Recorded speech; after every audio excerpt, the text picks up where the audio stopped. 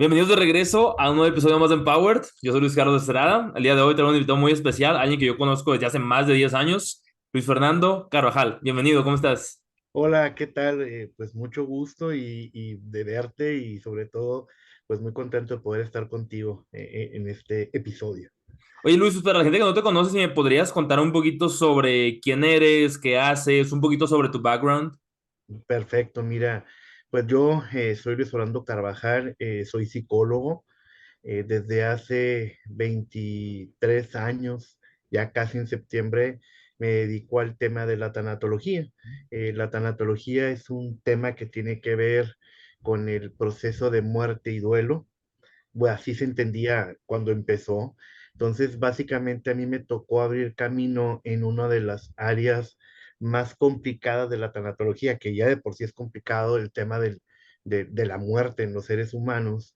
Yo, sin quererlo, sin pensarlo, eh, y sin desearlo también, honestamente, la vida me fue llevando por el camino de la tanatología, pero en los niños, que era un camino que era muy inexplorado, entendido como tanatología con los niños, que es como la paidotanatología.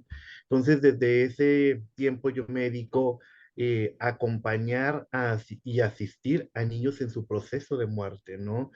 Y más adelante, pues me fui enfocando mucho el tema de intervención en el suicidio, intervención en crisis suicidas, en la atención de casos de intento suicida. Y digamos que mi trabajo en gran parte dentro de la psicología y de la tanatología ha estado enfocado a eso. Entonces, pues realmente es a lo que yo me dedico más, ¿no? Me gustaría irnos un poquito atrás en el tiempo, en cómo lo conocí. Fue cuando a mi papá y a mi mamá los habían invitado a un programa de Telemax, que de hecho, para los que están escuchando, hay un podcast con la CEO de Telemax, por si les interesa.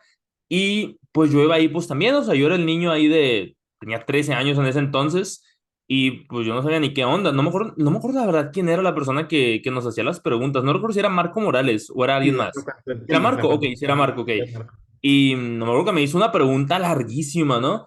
Y yo que a la vez, o sea, estamos en televisión en vivo, y yo le digo de que, oye, pues repíteme la pregunta, le dije, pues duró como 5 minutos hablando, y sí, yo que a claro. la vez, pues no sé cuál era la pregunta, ¿no? Y pues ahí fue como te conocí a ti, y me gustaría que me platicaras, digo, esto fue nada más para dar un poquito de contexto, pero me gustaría que me platicaras sobre cómo tú empiezas a envolverte en los temas relacionados al suicidio.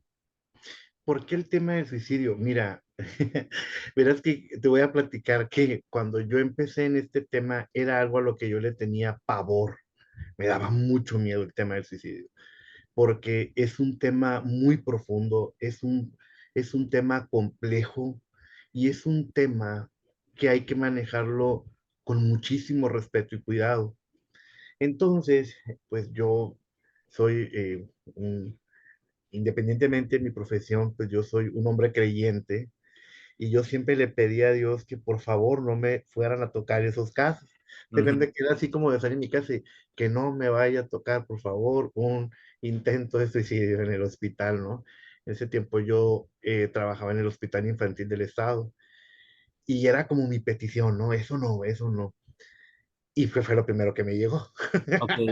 Fue lo primero que me llegó. Y entonces cuando tuve que comenzar a abordar esos casos, afortunadamente tenía otros psicólogos con más experiencia que me apoyaban. Y fue cuando yo comencé a involucrarme por el fenómeno de la conducta suicida. Ujú. Eh, a veces cuando una persona intenta atentar contra su vida, escuchamos que a veces, en caso de los adolescentes, es porque lo terminó la novia, el novio, la pareja, porque reprobaron en la escuela, porque pensaron a lo mejor que estaban embarazadas y se mortificaron, se asustaron.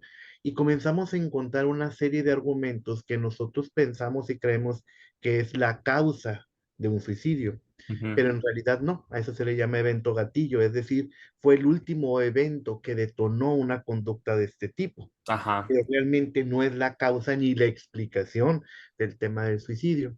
Entonces, de repente, cuando una persona, y eso le pasa a los adolescentes y adultos, intentan atentar contra su vida, a veces no son bien tratados en las áreas en donde llegan, ¿no?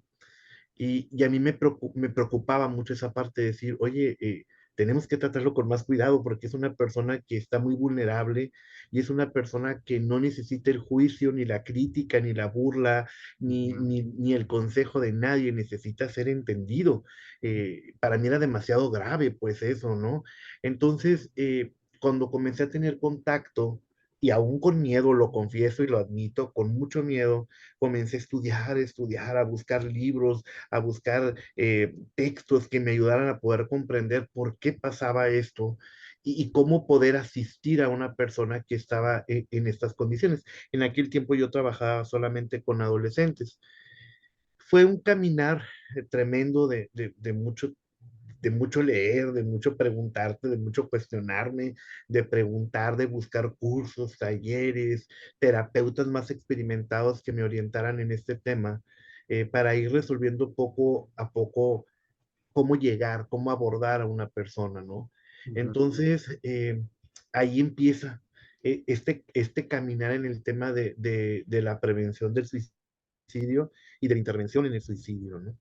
¿Cuáles diría usted que, bueno, para dar un poquito de contexto, hace no mucho tiempo, yo creo que unos 3 4 años, no recuerdo cuándo fue la última vez que lo vi, antes de que pues me accidentara, y me acuerdo que yo le hacía esas preguntas, o sea, de temas de suicidio, preguntas sobre cómo es algo tan común, pero que yo personalmente, en aquel momento, yo nunca había estado expuesto a esos temas. O sea, yo personalmente nunca le había me pasado por la cabeza suicidarme, por ejemplo, pero Claro, conozco mucha gente que sí le ha pasado por la cabeza, que a lo mejor yo no sé que a esa gente le está pasando por la cabeza, pero pues probablemente son amigos o amigas cercanos, ¿no? claro, Y luego me topo con 3 4 personas medio cercanas a mí, amigos, amigas, que me dicen de que, oye, me pasó por la mente esto, o ciertas conductas que yo me quedo, eso no suena tan bien, o sea, suena como que hay algo más profundo. Entonces yo me quedaba de que a la vez, o sea, qué loco que es algo tan común, pero como yo no estoy expuesto a eso, pues a lo mejor, o sea, yo ni en cuenta, ¿no? Es como, por ejemplo, la universidad, o sea, hace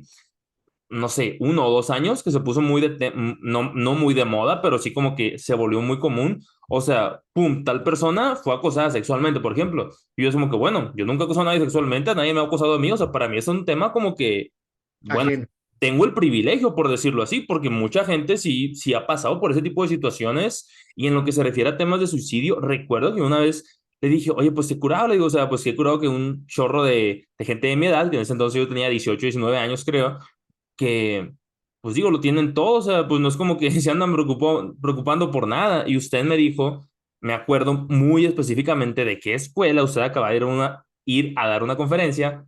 No voy a decir el nombre de la escuela, pues para no... Pero usted acababa de ir a esa escuela preparatoria, universidad, donde la mayoría de los alumnos son hijos de empresarios políticos que tienen bastante poder adquisitivo, por decirlo así. Y usted me dijo, pues a ellos también les pasa, me dice, o sea, es como que no porque lo tengan todo, no van a lo mejor lo tienen todo materialmente, pero no lo tienen todo espiritualmente, emocionalmente, en relaciones familiares, por ejemplo. Y usted me dijo, no eran preguntas sobre cómo prevenirlo, no eran preguntas sobre qué puedo hacer. Usted me dijo, claro. estos alumnos me dijeron, ya intenté suicidarme y no pude. ¿Qué sigue? Entonces ya era como que un tema un poquito más escalado. Entonces me gustaría que me platicara un poco más de eso. Claro, mira, un poquito nomás para centrar lo que tú me comentabas, tanto el tema que ahorita tú hablabas sobre el acoso y sobre el tema del suicidio, es que son temas que necesitan ser hablados. Ajá. Salen a la luz porque no se hablan. Por eso es, a mí me encanta que tú seas un joven con esta visión, que sea un joven que pueda hablar de este tema porque otros jóvenes te van a escuchar. Y este tema tiene que salir a la luz, no se puede callar, debe de salir a la luz porque lo que no se habla no se sabe y no se conoce. Y necesitamos hablar del tema del suicidio para que las demás personas conozcan y se informen y sepan cómo pedir ayuda o qué hacer en estos casos. El primer punto es que hay muchas personas que a veces tienen una idea de muerte. Ujú. Muy diferente es cuando tú tienes una idea de terminar con tu vida. Y es diferente a que tú tengas un plan para terminar con tu vida. Va como en una escalada, ¿no? Hacia arriba. Entonces, lo que pasa es que las personas no lo hablan. No lo hablan porque generalmente el tema del suicidio es un tema muy estigmatizado, es muy criticado, es muy señalado. Y las personas que en algún momento están pensando en terminar con su vida, han llegado a una serie de análisis, ellos han discutido, han pensado, han hecho una serie de mismos juicios para determinar que tal vez es la mejor decisión para ellos, ¿no? Y es funcional para ellos, aunque para mí que estoy de fuera no lo es, ¿no? Entonces, en el momento en el que una persona quiere hablar de este tema, lo primero que hacen es tirarlo ahí, es decir, no lo escuchamos, ¿no? Y cuando una persona quiere expresar cómo se siente, lo primero que hacemos es decirle, no, todo va a estar bien, no te preocupes, aliviánate, échale ganas.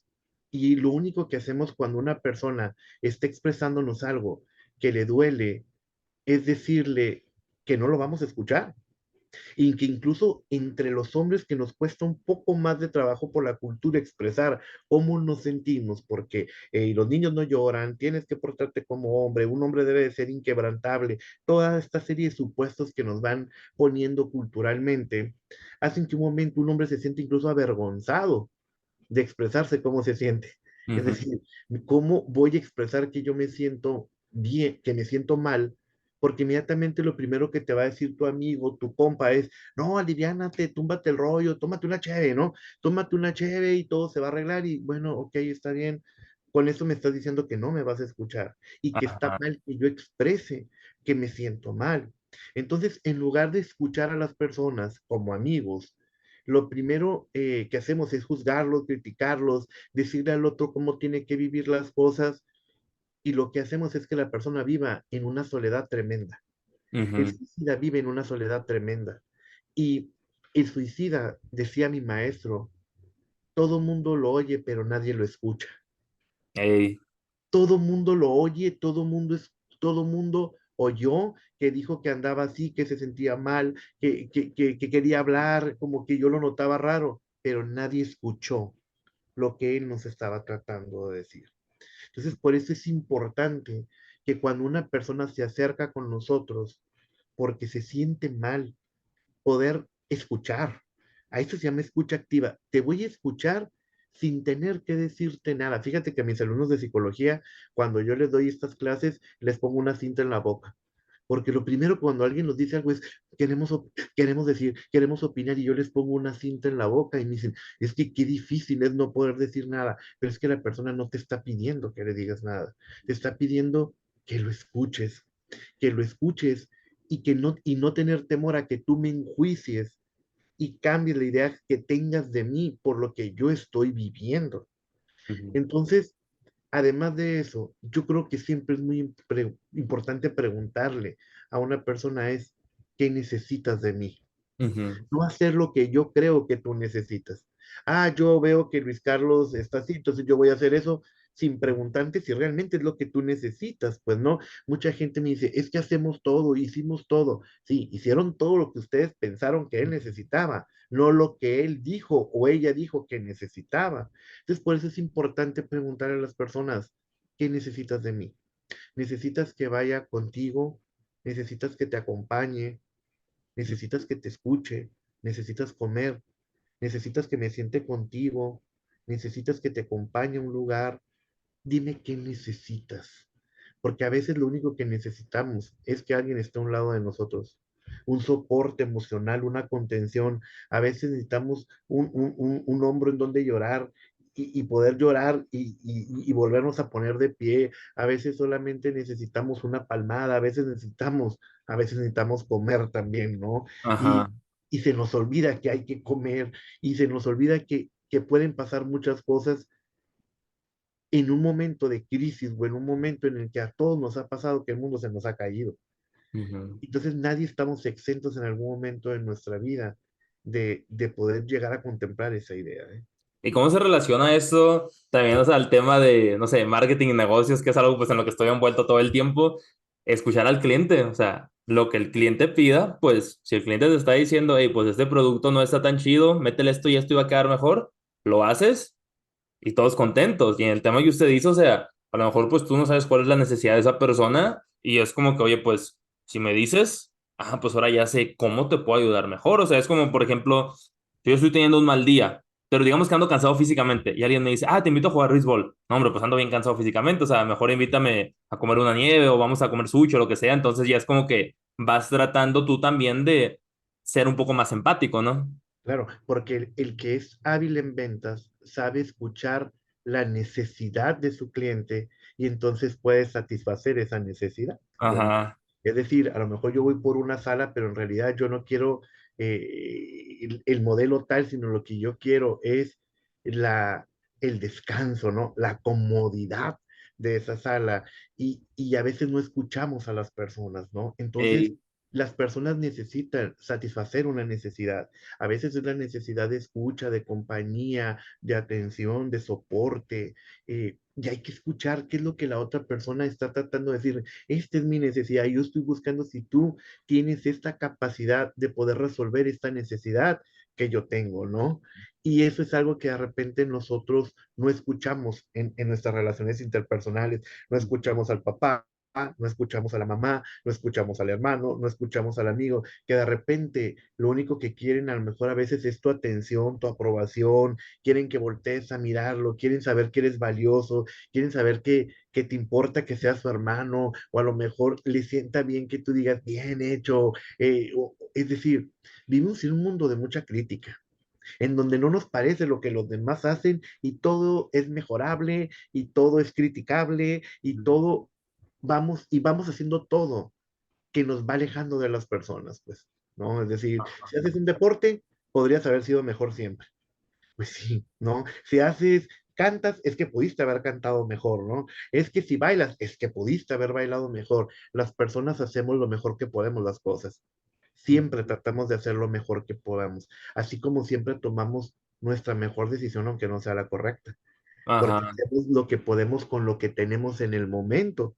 Con eso que yo tengo, es con lo que yo puedo en este momento resolver la situación. A lo mejor después juzgo que no fue lo mejor, pero vaya, uno no puede juzgar la actitud del pasado con el conocimiento del presente. No se vale hacer eso, pues no. Ajá. Ahorita respondo y afronto las situaciones con lo que puedo. Y hay personas que de repente dicen, ahorita no puedo con esto, no lo puedo procesar, me resulta difícil.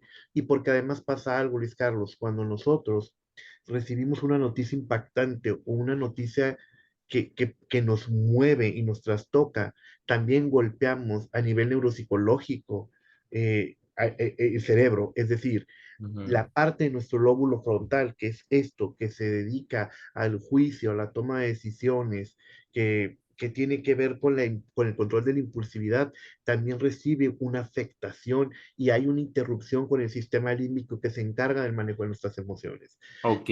maneras que no nomás es una actitud, sino que también hay una afectación neuropsicológica que impide que en ese momento yo pueda tomar una decisión o pueda afrontar determinado evento que se está presentando. Por eso se dice que nosotros no debemos de tomar decisiones cuando estamos en crisis, pero no solamente por el impacto psicológico, sino por el impacto a nivel cerebral que estamos teniendo en ese momento.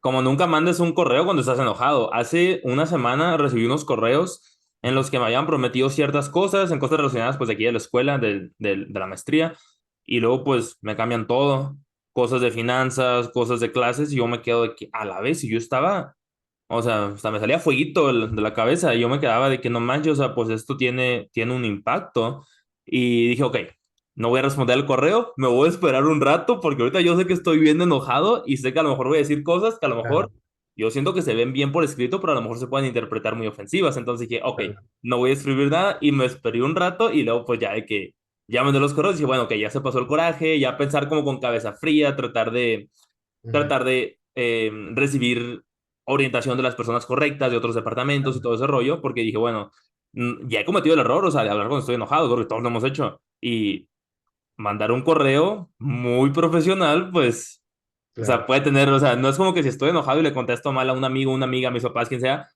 así mando un correo, pues, enojado a alguien, pues, que pues es una persona importante, pues por decirlo así. Pero Y, fíjate que tú hiciste algo interesante, disculpa, te interrumpí. Pudiste reconocer que estabas enojado. ajá. Un tema muy importante que tiene que ver con el control emocional de las personas. El problema hubiese sido en el momento en el que arrancas y tú no reconoces que estás enojado, porque entonces me voy en un acto impulsivo y escribo el correo y con un impacto impactante que puede tener en las otras personas o a los servicios a los cuales estás dirigiendo. Pero tú hiciste algo muy interesante. Primero te diste cuenta, estoy enojado. Y si yo estoy enojado, entonces puedo cometer un acto impulsivo y llevado por esto. Entonces, ¿qué hago? Me detengo un momento, me regulo emocionalmente y cuando me regule, entonces puedo con el juicio claro, entonces establecer una comunicación por escrito que sea mucho más asertiva en ese sentido. Ajá. Pero todo empezó por un reconocimiento emocional. Si tú no reconoces que estás enojado, ¡paz! Viene el estrellón. Y ya después viene, sí, no lo debía haber hecho. Pero aquí tú tuviste la capacidad y por toda la formación que tienes de decir, ah, no, sí estoy enojado y creo que no doy mi mejor respuesta cuando estoy enojado. Entonces me regreso tantito, ¿no? Sí, ya estaba, de hecho, cuando recibí esos correos, yo estaba en el gimnasio. Entonces dije, bueno, pues qué mejor forma de sacar el coraje, o sea, porque cuando estaba chiquito yo me acuerdo de que, no sé, si estaba enojado con mi hermana, con mis papás o quien sea, pues generalmente estaba entrenando béisbol, pues no, en las tardes. Entonces era como que, ah, pues bueno, a batear y a darle con toda la pelota y ahí salía, pues, ¿no? Y Ajá. ahorita, o sea, cuando ando muy cansado, cuando ando estresado, o sea, sobre todo en el semestre, cuando se pone muy difícil el asunto con las clases, yo como que siento el estrés en los hombros muchas veces o en la espalda alta. La espalda baja siempre me anda doliendo, o sea, por posturas, por lo que tú quieras, pero cuando se trata de estrés o de que ando muy así como que a la vez, o sea, tengo toda esta tarea, tengo estos proyectos, como cuando me empiezo a sobresaturar, digo, bueno, pues vamos a usar el gimnasio ahora como, digo, al gimnasio voy todos los días de cualquier forma, pero en esos momentos, o sea, ni ganas me dan de ir al gimnasio, pero digo, bueno, pues voy a gimnasio, voy a béisbol, a natación, porque pues cuando no hace frío me encanta ir a natación y cuando, bueno, en verano pues me la cobran y pues en el semestre no me la cobran, entonces pues en el verano no estoy yendo, pero es como que una buena forma también como que de canalizar pues las emociones, pues, ¿no? Claro. Y regresando un poquito al tema del que estábamos hablando hace unos minutos, cuando estábamos hablando pues de las razones por las que muchas personas pues pueden tender al suicidio, o sea, como todo lo que influye, pues, ¿no? Me gustaría saber si el suicidio es más común en personas que son introvertidas o extrovertidas, en personas que tienen más inteligencia intrapersonal o interpersonal. Me gustaría explorar esas áreas también. Mira, es una interesante pregunta porque el suicidio tiene que ver con la falta de comunicación y de expresión de las emociones, ¿va?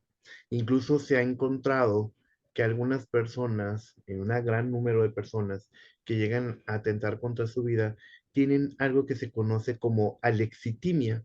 La alexitimia es la dificultad para poder expresar verbalmente los afectos. Está alexitímico, decimos, es decir, no expreso lo que está sucediendo. Obviamente, una persona que generalmente es un poco más extrovertida, puede socializar y generar mayor red de soporte y eso le permite a través de la socialización tener como un espacio mucho más de soporte. Pero todo va a depender también de la calidad de las relaciones sociales, es decir, no es como Instagram o Facebook o las redes sociales, conoces a muchas personas, pero en realidad no son tus amigos todos, pues no. Ajá. Entonces yo puedo conocer a mucha gente, pero no todos me van a dar un soporte, ni son las personas con las que yo voy a tener una seguridad o un punto de apoyo e incluso un punto de seguridad. Entonces, a veces las personas introvertidas tienen un poco más de dificultad, es decir, para la expresión de las emociones o de las relaciones sociales. Sin embargo, el fenómeno se puede presentar en ambos. Es decir, no es exclusivo de ninguno de los dos, se puede presentar en ambos porque también va a depender mucho de las condiciones que rodeen el por qué se está presentando esto. Entonces, sabemos que a lo mejor quien es un poco más reservado, retraído, tímido, pues se le va a dificultar a lo mejor expresarlo, pero lo podemos ver en ambas situaciones, ¿no? Ajá. ¿Y es más común una que otra? ¿O es 50-50? Yo te diría que hoy en día hubo un tiempo en el que se presentaron muchos, es que todo va por los tiempos, fíjate, te puedo decir que en la década de en la primera parte de los 2000, yo me acuerdo cuando hablábamos mucho de estas como tribus urbanas, ustedes recordarán a los que se conocían como estos chicos que les llamaban emos, ¿no? Que eran estos chicos que eran como muy emocionales, con una fragilidad emocional, etcétera.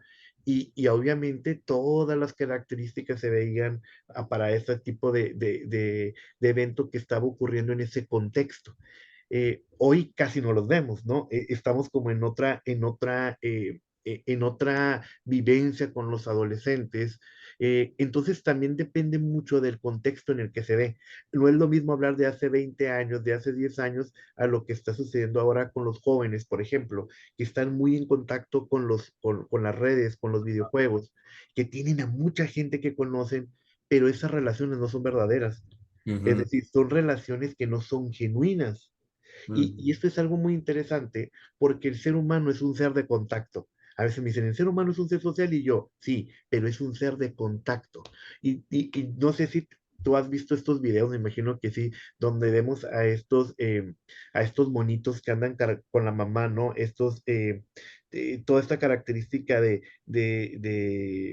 monitos, de changuitos, de primates, que ellos tienen mucho contacto y siempre están con la mamá y siempre se están acariciando, porque a través de este tipo de contacto es como se genera un vínculo, ¿no? ujú. Entonces, nosotros seguimos teniendo esta parte donde nos vamos vinculando y porque el contacto físico nos genera oxitocina y la oxitocina nos genera un bienestar. Entonces, el ser humano no solamente es un ser social, sino un ser de contacto y Ok. necesita estar en contacto con. Cuando yo me meto a todo mundo, a todo este mundo virtual, realmente no tengo ese contacto con la persona, ¿no? Por ejemplo, en este caso, tú y yo estamos en este momento en un contacto virtual, ¿no? Ujú. En un encuentro, pero realmente tú y yo sí nos conocemos, ¿va? Ajá. Y hemos platicado y hemos coincidido en diferentes escenarios, yo sé quién eres tú sabes quién soy yo conozco a tus papás, etcétera, pero cuando yo no sé nada de ti, yo no sé si realmente tú eres real, ¿sí me Es explico? cierto. Yo no sé si tú eres real y eso hace que haya como algo que sea muy poco personal. Y Ujú. entonces todo el mundo dice, pero es que los muchachos viven en una parte virtual. Sí, pero el ser humano sigue necesitando la otra parte. Sigue Ajá. necesitando el contacto, sigue necesitando los amigos, sigue necesitando el salir a comer, el salir. Es más, simple y sencillamente, no, cuando vas al gimnasio estás con personas también. No estás solo, hay otras personas que incluso pasas, no lo conoces. Hey, hola, ¿qué onda? Hey, muy bien, y vas teniendo algún tipo de contacto, a diferencia de cuando solamente tú te encierras en un mundo de este tipo que te excluye, pero Ujú. no nomás te excluye, sino que te enajena, es decir, te saca fuera Ujú. realmente de todo el contexto en el que tú estás, pues, ¿no? Y el ser humano es un ser de contacto, queramos admitirlo o no queramos admitirlo. Ahorita que hizo el gimnasio, hoy de hecho me tocó gym para mí solo, porque como es verano, pues casi todos los estudiantes pues, están en sus casas, pues, ¿no? Ujú, Y generalmente, o sea, en estas últimas 4 o 5 semanas que yo al gimnasio, generalmente somos unos 2 o 3 a lo mucho, o sea, a la hora en la que yo voy por lo menos, que es generalmente pues en las tardes. Y hoy, por ejemplo, tuve gimnasio para mí solo y fue lo mejor del mundo, o sea, fue como que ujú. gimnasio para mí solo, nadie me va a molestar, todas las máquinas desocupadas, entonces fue como que estuvo curado, pues, pero yo sé obviamente a qué se refiere, pues, ¿no? Y ahorita que dices eso, pues, del podcast, pues, aquí estamos, pues, conectados virtualmente. Incluso, o sea, la mayoría de mis invitados yo no los conozco en persona. Entonces, como que para mí es como que, bueno, pues en algún momento esperemos que pueda coincidir con ellos, invitarlos a desayunar, invitarlos a comer. Algunos de mis invitados sí los conozco, obviamente, pues como usted, por ejemplo. Ajá, Pero el año pasado me tocó entrevistar a muchas personas que yo no las conocía personalmente, que las veía en la tele, o sea, beisbolistas, comentaristas y así.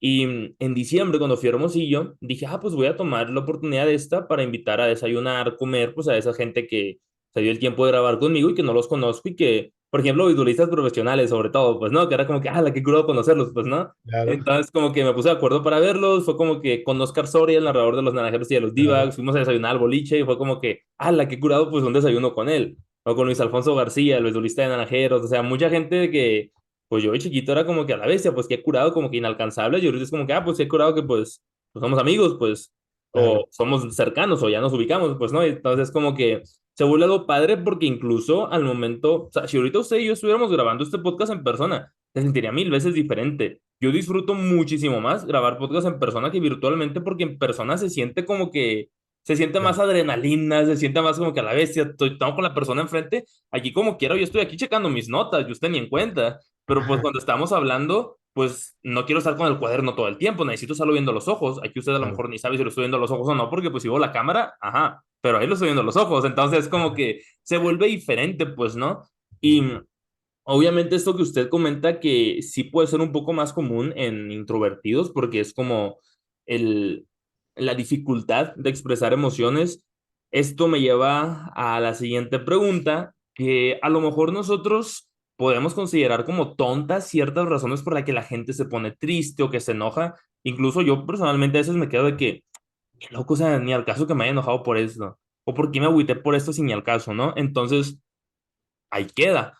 Pero si llegara a otro nivel, como en el caso del suicidio, ¿cuáles diría usted que son las razones más, bueno, tontas suena un poco grosero, pero las razones más sin sentido por la que la gente tiende a tener esas ideas suicidas?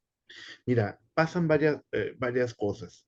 Eh, el tema, te decía ahorita del suicidio, tiene que ser un tema que se tiene que tratar con respeto, porque precisamente tú acabas de utilizar una palabra. eh, y te voy a poner un ejemplo. Cuando yo una vez estaba en el hospital, llegó un adolescente de 14 años que había intentado terminar con su vida porque había terminado con el novio. Entonces, yo recuerdo que estaba platicando con uno de los médicos en ese momento, un médico en formación, y me dice, la simplada por la que se quiso matar, porque la cortó el novio. Entonces yo volteé y le dije, ¿qué edad tienes? Le dije, creo que tenía como 27, 28 años. Ah, le dije, ella tiene 14. Le llevamos Ah, una amplia diferencia en edad. Y para ti, para mí, la primera vez que a lo mejor vivimos un desencuentro, una desilusión amorosa, fue bastante duro. ujú, Entonces, no puedes juzgar lo que ella está haciendo en este momento, ni menospreciar, ni menoscabar, ni devaluar lo que para ella significa en este momento lo que pasó. ujú, Y él se quedó así como viéndome muy serio. Sí, y me acuerdo que le dije, tú y yo a esta edad ya somos unos baquetones, le dije, ¿no? Entre comillas, pues, ¿no? O sea, ya hemos vivido, ya hemos tenido experiencias, ya hemos tenido encuentros, desencuentros. Y tal vez tú y yo sabemos que no nos vamos a morir por eso, pero ujú, es la primera vez que le pasa a ella. Y en ujú. lugar de criticarla y cuestionarla, tendríamos que estarla acompañando y fortaleciendo, porque esto va a volver a pasar en la vida, Es como la probablemente. primera vez que hablas en público, o sea, hablas en público por primera vez enfrente de un chorro de gente y pues te apantalla, o sea, te asustas cañón, pero luego pues dices de que, pues ni al caso, entonces como pues en ese caso de la niña de 14 años que dice, o sea, pues, es la primera vez que pues le fue mal en una relación amorosa, pero pues igual después le va mal en otras y ni al caso, pues no, entonces depende mucho cuando, cuando se te está pasando eso, ¿no? Como usted dice. Y sobre todo depende mucho de quién te está dando este soporte. Ujú, ¿Quién está contigo? Porque en vez de criticar y de burlarnos, tendríamos que sentarnos y decirle, ¿sabes qué? Es normal. Cuando uno se enamora por primera vez o cuando es la primera vez que tienes una relación, pues depositas muchas expectativas en una persona y es normal que ahorita te sientas así triste. Con el paso del tiempo irás procesando, comprendiendo y te darás dando cuenta, etcétera, etcétera. Es decir, ujú, hay que explicar las cosas, pues, ¿no? Y eso le pasa mucho a los adolescentes, por eso los adolescentes no hablan con los papás. El adolescente no habla con el papá porque, de hecho, siempre que tenemos generalmente consultas y tenemos que trabajar con los papás del adolescente, no, mi papá no. O sea, ¿por ujú, qué? Porque es el que me va a criticar, el que me va a regañar, el que me va a decir que está, y claro que es la función del papá. Pues para eso es papá, pues no, el papá no ajá, está para ser amigo, pero sí es necesario acompañar más a los jóvenes y a los adolescentes a decirles, ¿sabes qué? Es que es normal esto que estás viviendo. Es ujú. normal y puede pasar esto y puede pasar lo otro y entonces aquí voy a estar yo para acompañarte. Aquí voy a estar yo para orientarte, para escucharte y para poder apoyarte en todo esto que tú estás viviendo. en vez de decirle, por lo que te pones así, pero mira, y luego todavía le dicen, y las que te faltan, ¿no? O sea, pum, a la torre. O sea, si Qué no sé qué motivación, hacer ¿no? con la primera pérdida que estoy teniendo amorosa, y tú me dices que en la vida voy a seguir perdiendo, pues como no tengo ese margen de referencia que tú tienes, pues para mí es muy desesperanzador eso, pues, ¿no? Ajá. Entonces, esto tiene mucho que ver con cuando una persona comienza a contemplar la idea de morir, es porque realmente está viviendo mucha soledad y está sufriendo. El suicida, y ya no es tan correcto llamarle suicida, algunas corrientes de psicología le llama persona con experiencia suicida, porque es muy estigmatizante decirlo así. Ajá. No es un loco, ni es un cobarde, ni es un valiente. Es una persona que está sufriendo. Ujú, Y como está sufriendo, cuando nosotros estamos cercanos a una persona que está sufriendo, lo primero que tenemos que hacer es ser altamente respetuosos. ujú, Tenemos que ser sumamente respetuosos del dolor y del sufrimiento de la otra persona. Ante el dolor y el sufrimiento del ser humano, tiene que ser reverente. ujú. Entonces, cuando yo tengo, fíjate, Luis Carlos, te voy a platicar algo, hace 2, 3 años, 4, no recuerdo bien ya, 3, un día tuve que subir a una torre de Comisión Federal de Electricidad a 40 metros de altura, porque una persona se intentaba lanzar. A la bestia. ¿La Y escaló o se subía en grúa? me subieron en la grúa de los bomberos, Ok. en la grúa de los bomberos. De hecho, Yo me por ahí. imaginé escalando y dije, a la bestia, No, dije. no, no, porque sí me dio miedo, honestamente, ¿eh? No es, se siente feo estar a 40 metros y que se mueva, sí que me respeto para los bomberos. Eh, Subo en la canastilla de los bomberos con todo el equipo y hay algo que yo utilizo mucho cuando trabajo con las personas que están en crisis suicidas, que es lo que me ha tocado a mí, subir a una torre, tener que subir una escalera en la central de autobuses, me tocó, creo que ese caso salió en televisión, bueno, los dos casos salieron en televisión. Ujú, Entonces todo el mundo lo primero que piensa es que yo voy a decir, no te mates, no, espera, que es lo que todo el mundo dice. Entonces, cuando yo iba subiendo, primero que le pregunto le digo a la persona, yo soy Luis Fernando Carvajal y soy psicólogo. No primero digo soy psicólogo, ¿no? Primero digo, soy Luis Fernando Carvajal y soy psicólogo. Y quiero pedirte permiso para poderme acercar a ti. Fíjate, porque no puedo llegar a violentar a la persona. O sea, no puedo llegar a invadir su espacio, ¿no? O sea, es el último espacio. Estamos en un momento muy crítico, como para llegar y decir, quítate porque yo me voy a hacer cargo de tu vida, ¿no? O sea, ujú. ¿quién soy yo? Ajá. Y después dije una expresión que yo me acuerdo que voltearon a verme con cara de, ¿en verdad te estás diciendo eso? Todos que, ¿eh? Sí, ¿no? Le dije, y quiero decirte que respeto profundamente el hecho de que tú te encuentres aquí. A mí a eso me ha abierto la puerta y ha sido la llave para que las personas hagan esto de, ah, gracias. El primero que no llega a decirme, no te tires, no te avientes, va, en verdad ha habido un cambio con las personas. O sea, Ujú, respeto profundamente el hecho de que tú en este momento estés aquí decidiendo si terminas o no con tu vida. ujú. Y eso es muy fuerte, Carlos, cuando estás en una situación de este tipo, porque hay mucha tensión, tienes gente abajo, tienes policías, tienes bomberos, tienes a los medios de comunicación, todas las personas que están abajo y que están esperando que obviamente se resuelva. Quiero pensar que la gente sí lo desea y esto es muy fuerte. Sí, Yo porque no, uno, o sea, como usted dice, Luis, o sea, unos, digo, esperemos que todos quieran pues el mejor resultado, pero digo, también los medios sí, juegan a otro juego, ¿no? claro, y no, y la gente, fíjate que en ese caso que yo tuve, que lo he platicado mucho con mis alumnos, un momento muy difícil donde la gente comenzaba a gritar que se aventara. A la bestia. La gente gritaba que se aviente, estaban grabando con los teléfonos, eh, y era tan fuerte que casi no podíamos escuchar, pero se escuchaba cuando la gente gritaba, ya tírate, ya aviéntate.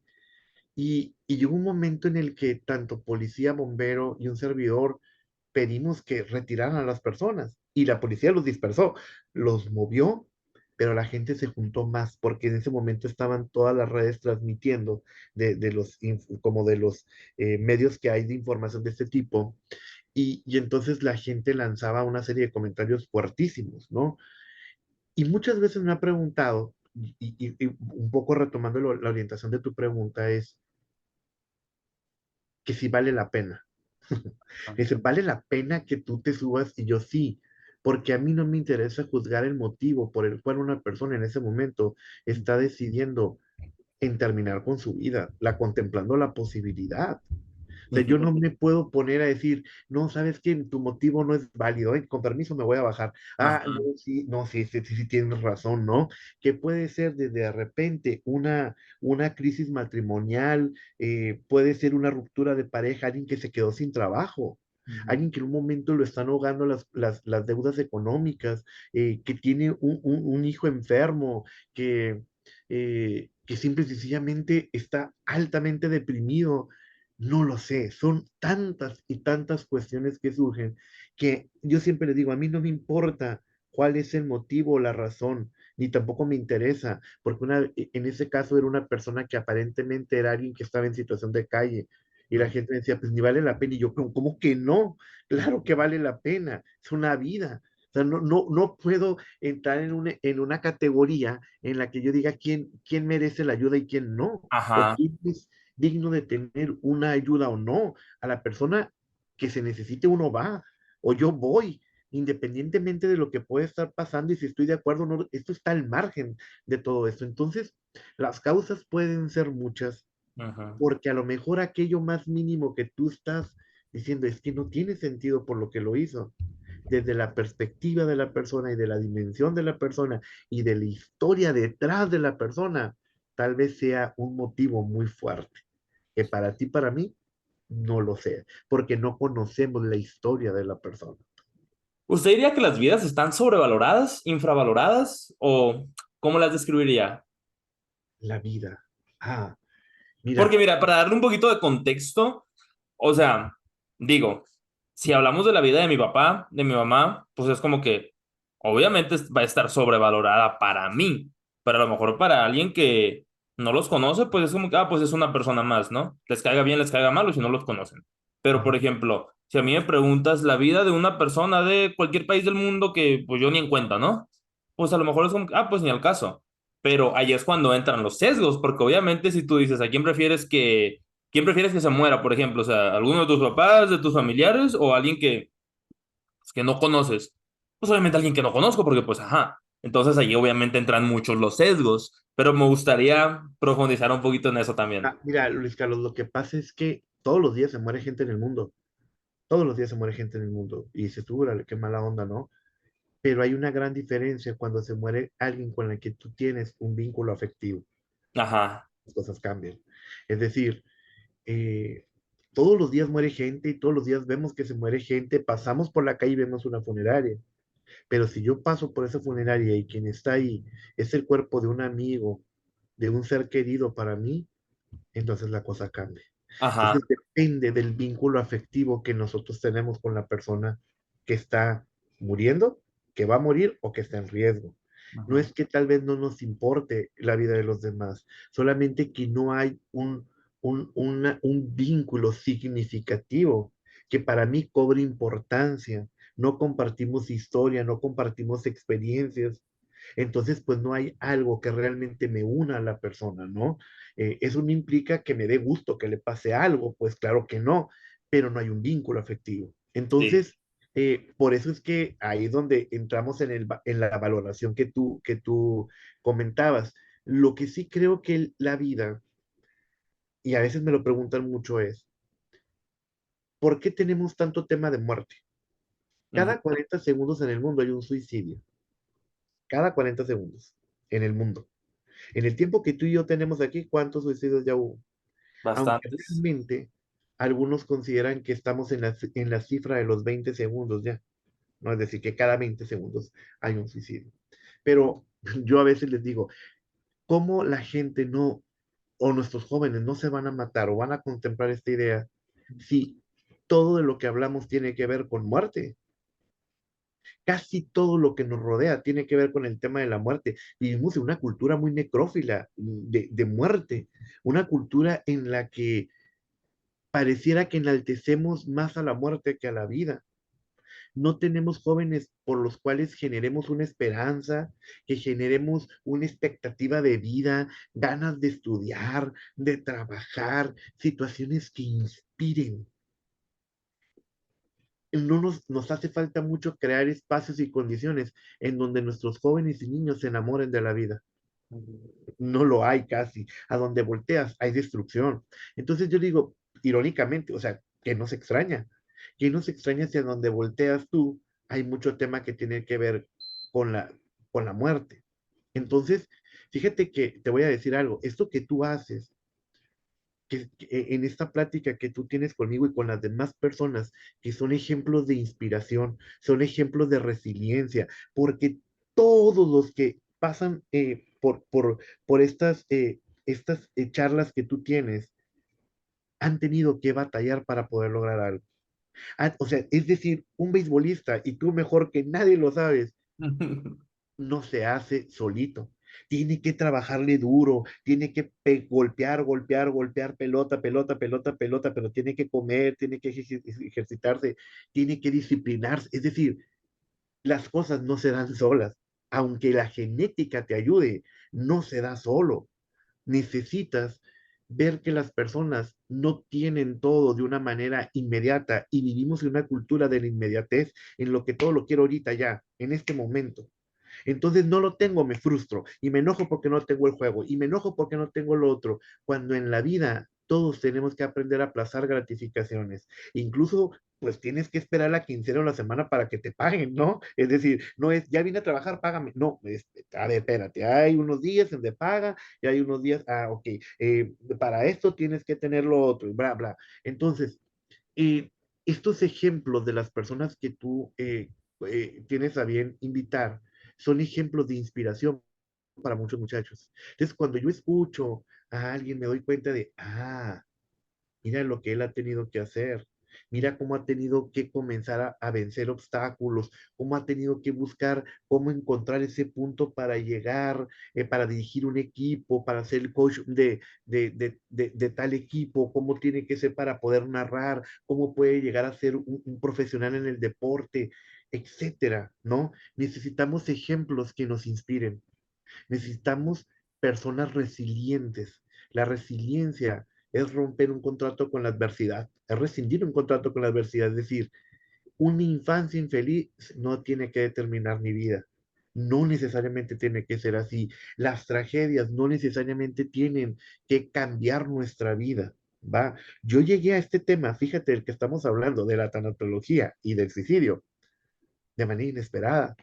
Yo llegué por la muerte de mi sobrino. Sí, me acuerdo que me contó eso. Yo no quería estudiar esto. O sea, es decir, yo llegué aquí porque mi sobrino, justamente el 18 de julio, cumplió 23 años que falleció. Mi sobrino Pablo muere por leucemia y yo no quería trabajar con niños. O sea, en mi vida quería trabajar con niños y hasta me reía de los psicólogos que trabajaban con niños. La verdad, lo voy a admitir, ¿no? Yo quería trabajar en un hospital psiquiátrico. Ese era mi sueño. Yo voy a trabajar en un hospital psiquiátrico y ahí voy a ser feliz. Y de repente la vida, no, mijito, me dijo, no vas para allá. Y yo, no, pues no, ahora vas a hacer el servicio al hospital infantil al mes y medio de que mi sobrino había muerto en Mm. ese hospital. Entonces, pues ahí se comenzó a crear mi propósito de vida, a partir de una experiencia que fue sumamente dolorosa para mí, tremendamente dolorosa, y que me di cuenta que en ese momento la vida me estaba diciendo, Luis, vas para allá, ¿eh? O sea, vas para allá. Decía el doctor Víctor Frank, a la vida no se le pregunta, a la vida se le responde.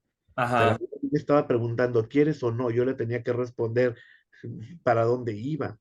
Y todo este camino de haber trabajado la muerte con los niños me ha dado la pauta para poder trabajar el tema de suicidio y ahora poder asistir. Entonces, todo esto tiene que ver cómo nosotros también vamos resolviendo muchas de las situaciones que vamos viviendo en nuestra vida, que a pesar de la tragedia, puede haber un crecimiento. Yo siempre lo he dicho, se crece a través del sufrimiento también, porque si algo tenemos en común todos los seres humanos, es que hemos sufrido. Todos hemos sufrido. Y el punto es, ¿qué voy a hacer con mi sufrimiento? Pero cuando yo no tengo, fíjate, el tema de cómo los niños, hubo algo muy interesante. Cuando se comenzó a estudiar el tema de la resiliencia, de cómo las personas, a pesar de que habían tenido vidas tan catastróficas o difíciles, podían convertirse en buenas personas y en personas que podían llegar a bien, se hizo con los estudios de los niños de la Segunda Guerra Mundial. Cuando Mm, los niños de la Segunda Guerra Mundial, que Europa estaba completamente devastada, imagínate caminar por las calles y ver completamente la devastación de todo, sin familias, sin nada. O sea, volteabas y no había nada en gran parte de Europa.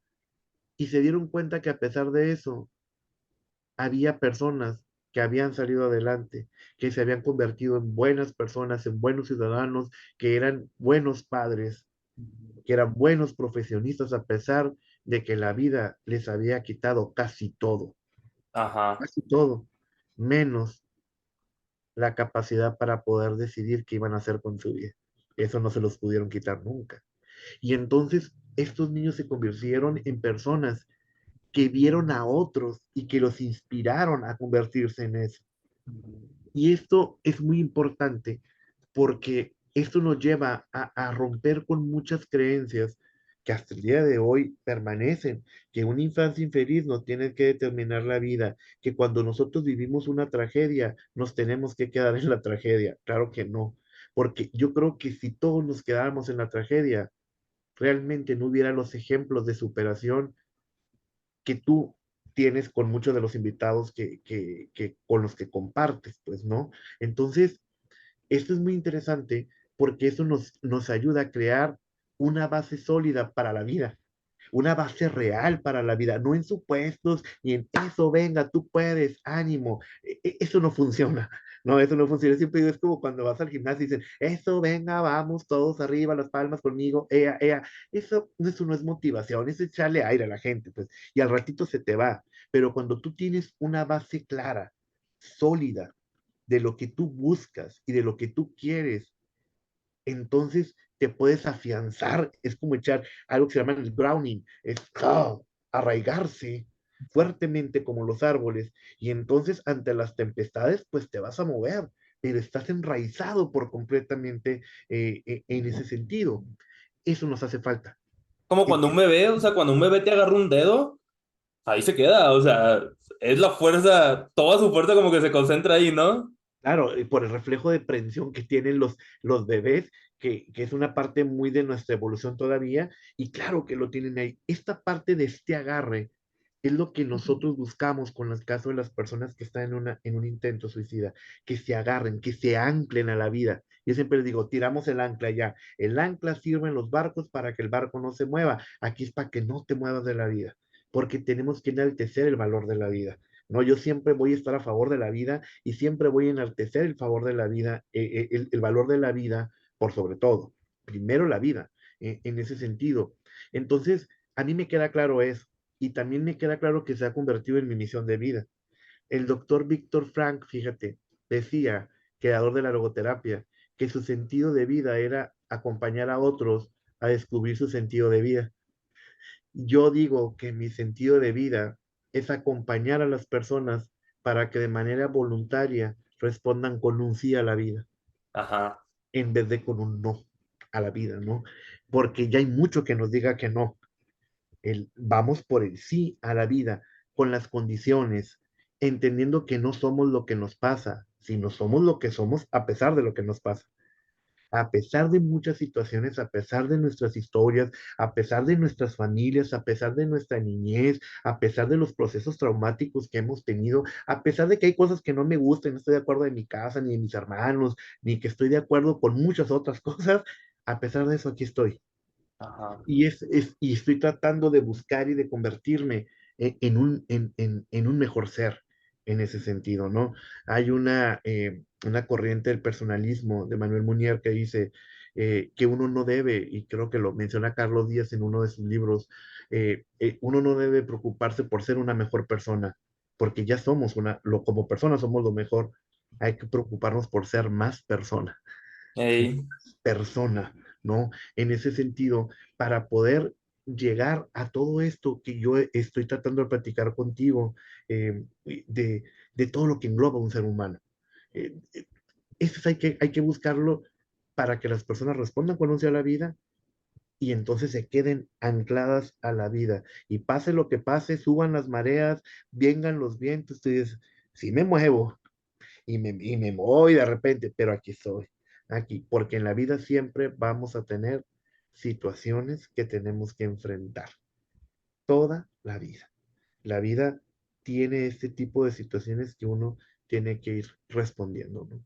Sí, hace poquito pues que me accidenté, pues yo me acuerdo que dije, pues ya, o sea, me recupero y ahora la vida bien diferente. Dije, bueno, ya pasó este problema, pues ajá, ni al caso. Y pum, otro problema tras problema tras problema. Y me quedo, no manches, o sea, no salgo de una cuando pues ya se juntaron un chorro, pues, o sea, por ejemplo, al momento de estar grabando esto, ya casi voy a empezar la maestría, creo que ya lo he mencionado, lo he mencionado desde el año pasado, o sea, casi sale ese tema, por fin ya lo voy a empezar. Y pues salieron varias complicaciones ahí, pues en cosas de, perdón, de finanzas, de becas, pues sí, o sea, más que nada era de eso. Y yo me acuerdo que decía en el trabajo, que perdí horas, que tenía que dar otro trabajo, o sea, cosas así. Y yo me quedo, no manches, o sea, no salía de una cuando ya estaba en otra, pero yo me quedo, qué bueno, porque así me da menos tiempo de pensar en de que, todavía me duele un poquito la cara, todavía me duele un poquito el ojo, no veo bien todavía. Y sí, o Ujú, sea, al momento de estar grabando esto, no veo al 100%, pero ya va al 90, 95 pues, ¿no? O sea, ujú, es como que rara vez. Y ya no ujú, siento tanto toda la manipulación que me hicieron en la cara, sino que cuando tengo días muy largos, por ejemplo, hoy que pues ya he andado corriendo desde las 9 de la mañana y son casi las 10 de la noche, pues como que lo siento un poquito, pero durante el día casi no lo sentí. O sea, si duermo bien, como bien, gimnasio, es como que, bueno, o sea, como que el cuerpo va haciendo su trabajo. Pero yo me quedo de que, bueno, o sea, pues creo que en cierta parte está bien que se vengan otros retos, porque pues así me da menos tiempo de enfocarme en este problema que pues con el tiempo va a curar. O sea, ya hicieron todo lo que se tenía que hacer, pues, ¿no? Y claro, esto voy claro. con otro tema que también me gustaría mucho tocar, que digo, pues la razón por la que mis papás y yo lo conocimos fue porque pues mi hermana falleció en 2013, todo ese rollo de el duelo después de la muerte. Digo, yo tenía 13 años en ese entonces, así que obviamente me acuerdo de un chorro de cosas, pero no me acuerdo tan a detalle de todo, o sea, ya han pasado pues 11 años, madres, ya va rato. Y entonces yo me acuerdo que algo que a mí me molestaba mucho era que siempre decían de que, ay, ¿cómo están tus papás? Siempre me preguntaban a mí, pues, ¿no? Y yo de que, pues a mí también me pegó la madre, o sea, pues no es como que nomás a ellos, pues no, o sea, no es Claro, como que o sea, ahorita lo digo de broma, pero en su momento era como que realmente me calaba, o sea, porque yo me quedo, qué rollo que mis tíos de sangre y de cariño me preguntan de, que, ay, ¿cómo están tus papás? Y yo, pues yo creí que podía contar contigo, pero pues al parecer no, mis papás pueden contar con ustedes, ¿no?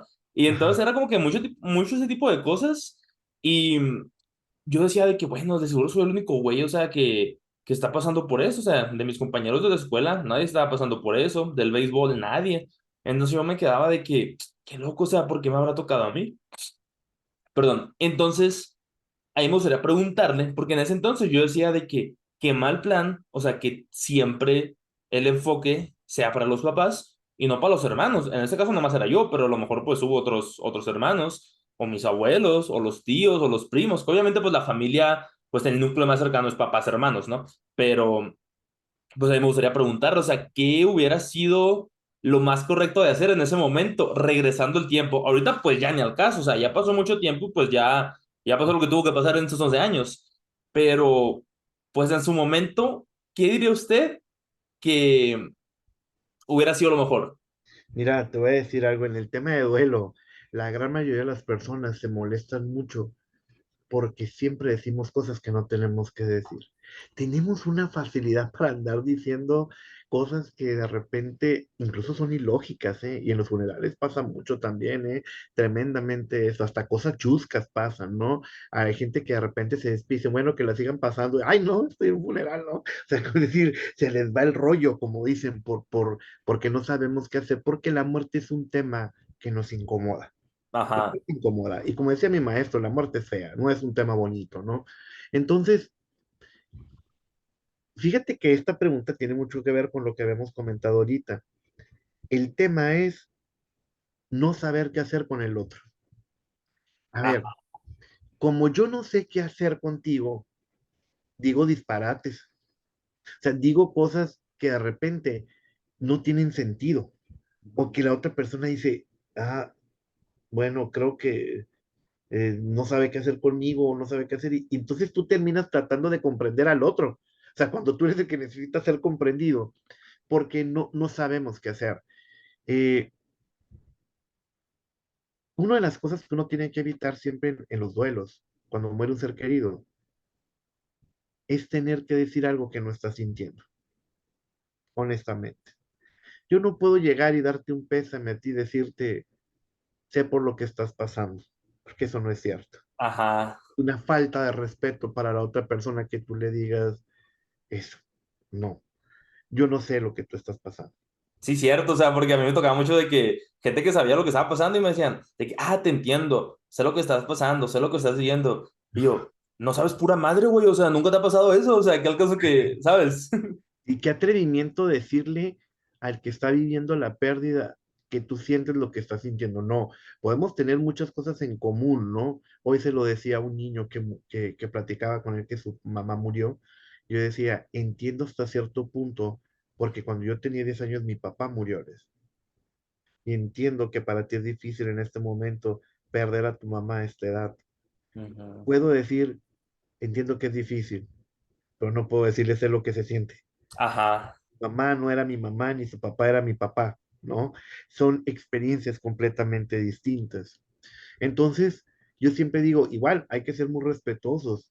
Tenemos que decir, verdaderamente me duele que tú estés viviendo esto, me aflige el que tú estás viviendo esto, me siento triste y eso es mucho más genuino y la gente lo sabe.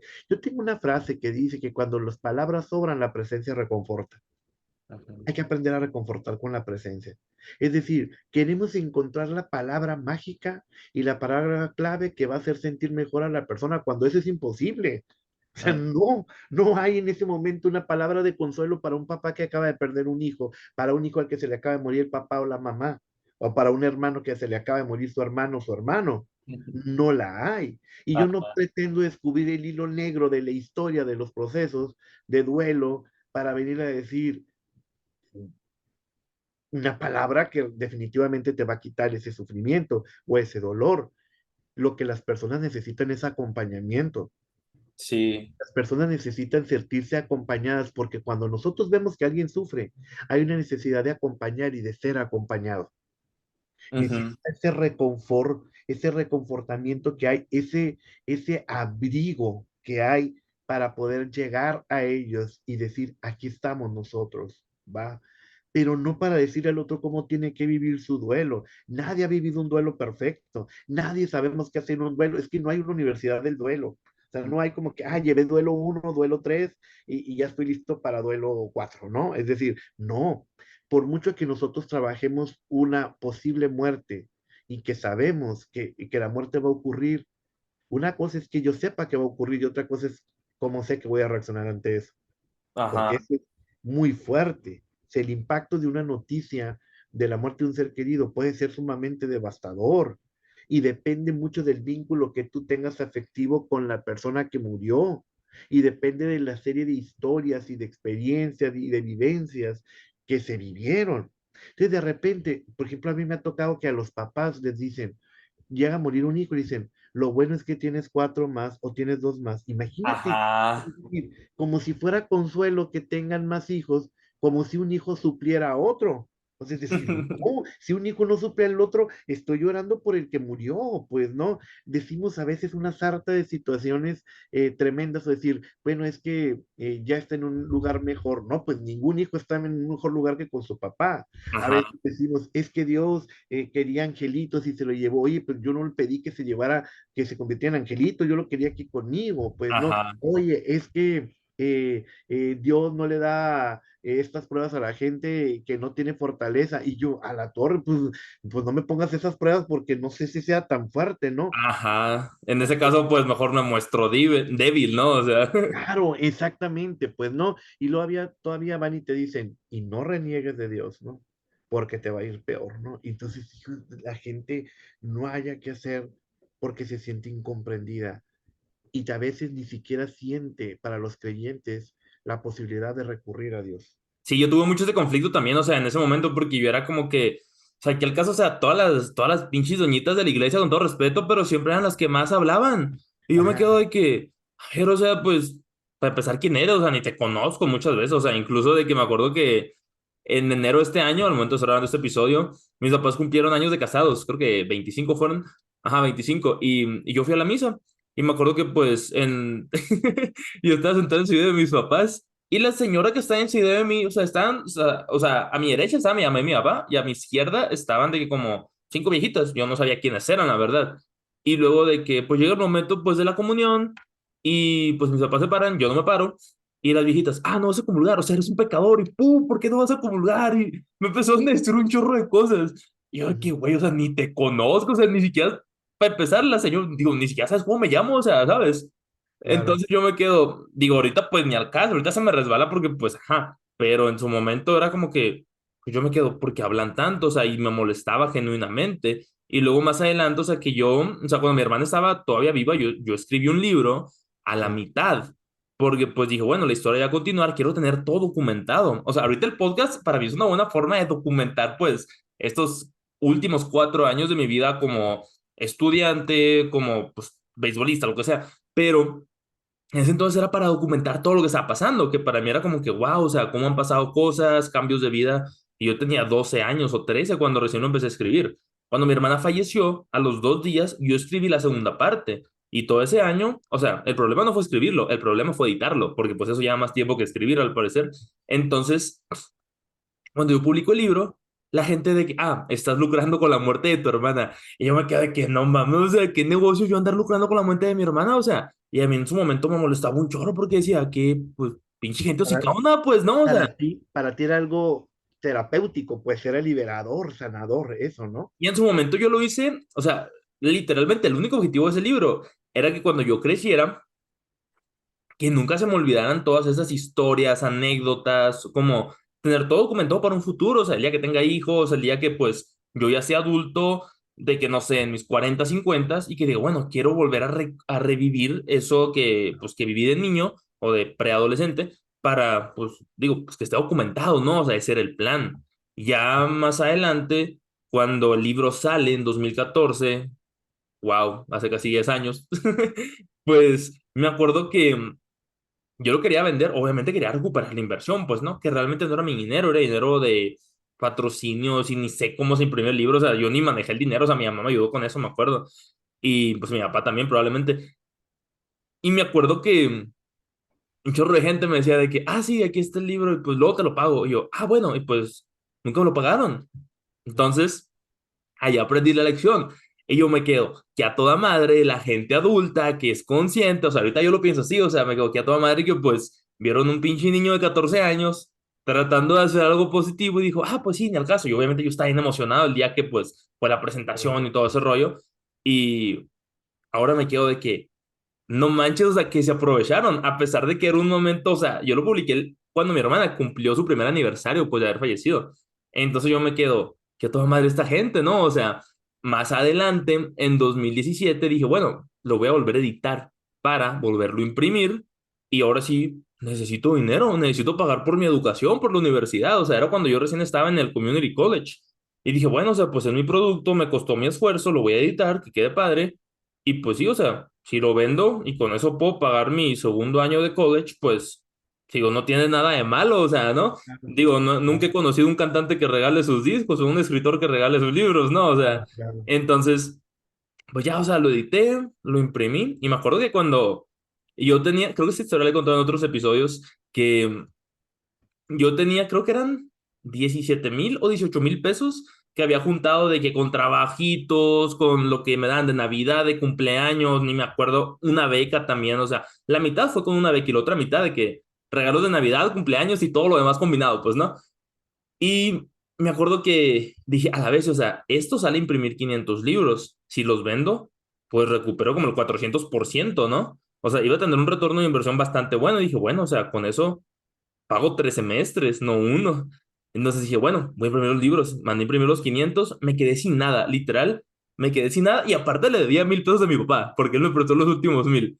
Entonces, cuando recibo los libros, no tengo ni un peso y le debo dinero a mi papá y tengo 500 libros. Y las inscripciones para el segundo año de universidad, pues eran como en 2, 3 semanas. Y dije, bueno, a vender o a vender, o sea, porque si no, pues, ajá, o sea, ya no tengo, no es como que voy a llegar a la escuela, pues aquí, ahí te van tantos libros para que me inscribas, pues no, ¿verdad? Claro, Entonces, pues yo empecé a venderlos y la mayoría de la gente como que dijo, pues qué curado. Era un libro más cortito porque obviamente lo tuve que reducir, ya no era color, porque los gastos de 2014 a 2018 cuando se imprimió, pues ya habían claro, subido bastante. Entonces, me acuerdo que gente que ni conocía, súper buena onda, lo compraba, o sea, gente que no conocía, que nomás a través de redes sociales, te veo en tal parte, te transfiero el dinero, lo que quieras, todo bien, ahí está el libro. Y luego se empiezan a abrir puertas a través del libro, en el community college me lo compran, yo estaba vendiendo afuera de iglesias, afuera de juegos de básquetbol, en todos lados. Pero donde fue más difícil vender fue en la familia, o sea, con mis tíos y tías. Pero que no me lo querían comprar. ¿Por qué? Porque estaba lucrando con la muerte de mi hermana. Incluso mi abuela lo decía. Digo, mi abuela pues nunca va a escuchar este podcast porque pues ajá.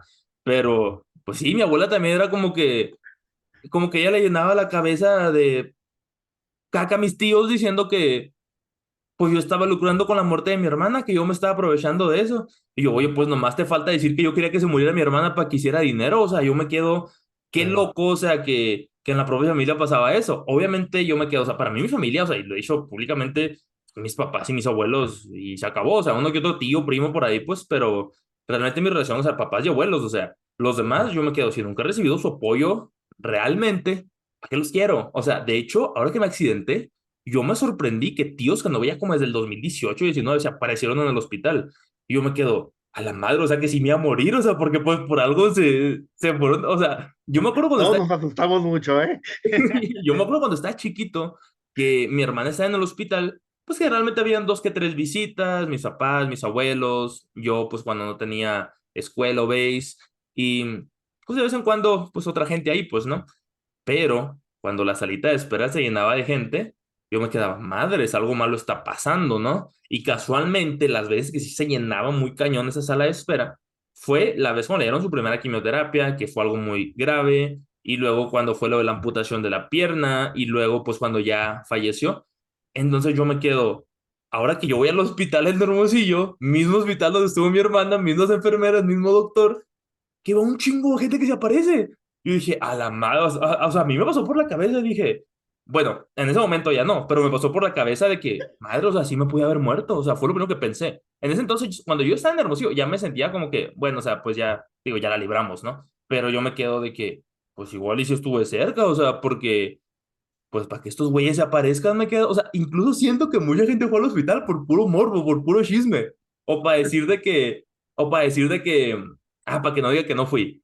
Claro. O sea, gente que, o sea, cuando yo iba a Hermosillo, o sea, digo, estoy en Estados Unidos, cuando voy a Hermosillo de vez en cuando en vacaciones, pues nunca, jamás en los 6 años que llevo de que yendo y viniendo, jamás alguien me ha ido a despedir. O sea, yo soy siempre el que ando buscando a todo el mundo, vamos a despedir, vamos a un café, vamos a las cajas de la o lo que sea.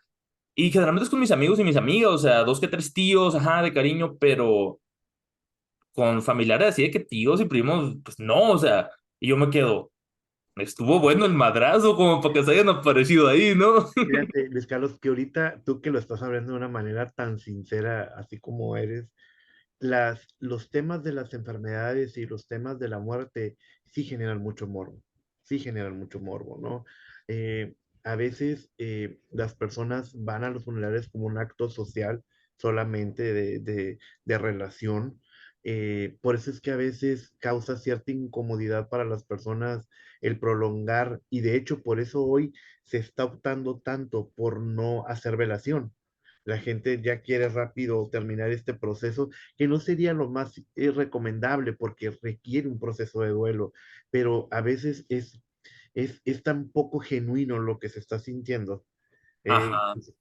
Creo que esto no es lo que yo quiero, para falsos abrazos y falsos deseos, pues mejor no, porque estamos en un momento muy vulnerable, ¿no? Es decir, eh, tenemos que comprender que cuando tú vas con una persona que está en un proceso de este tipo, ya sea por una enfermedad, como en tu caso, que fue un accidente, eh, o, eh, o cuando una persona fallece, eh, estamos con personas muy vulnerables y a nadie nos gusta sentirnos vulnerables, ¿no? Ujú. Porque hay una situación física o porque estoy viviendo la pérdida en ese momento y lo que yo necesito es soporte y a quien necesito son mis figuras que son mis pilares de fortaleza, de seguridad, pues, ¿no? En este caso, cuando tú estabas en el hospital, había dos figuras muy fuertes que eran tu papá y tu mamá, que ahí estaban afuera, es decir, eran las personas que tú requerías, pues, ¿no?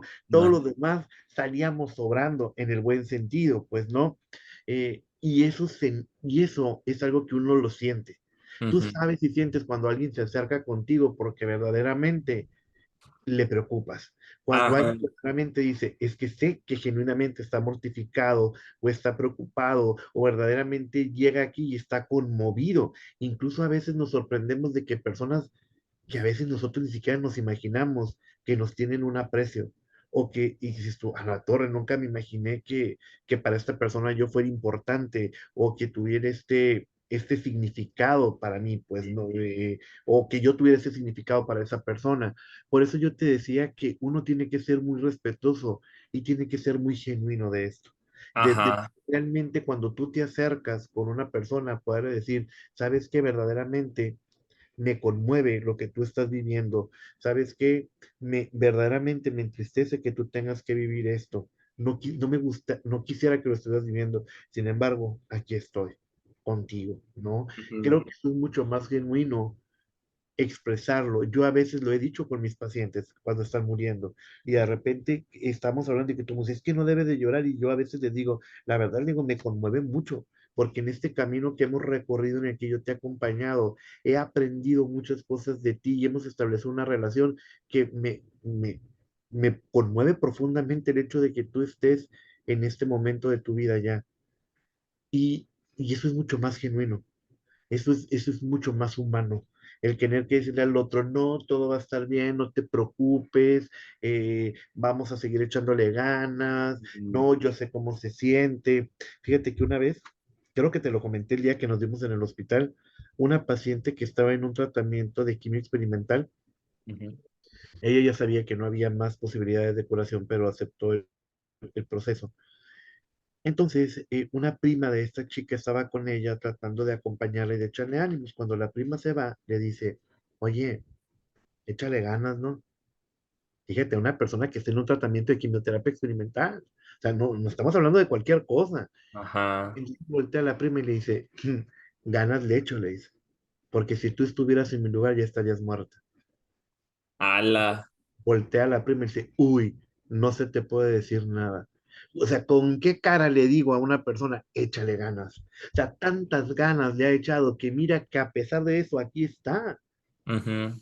Entonces, en lugar de decir, oye, aquí estoy contigo, sé que esto está siendo difícil, pero dime qué necesitas, necesitas que me quede contigo, necesitas que te cuide, que te cubra, que te ayude a comer, necesitas que te permita entrar al baño, necesitas, dime qué necesitas en vez de decirle, échale ganas. O sea, Ah.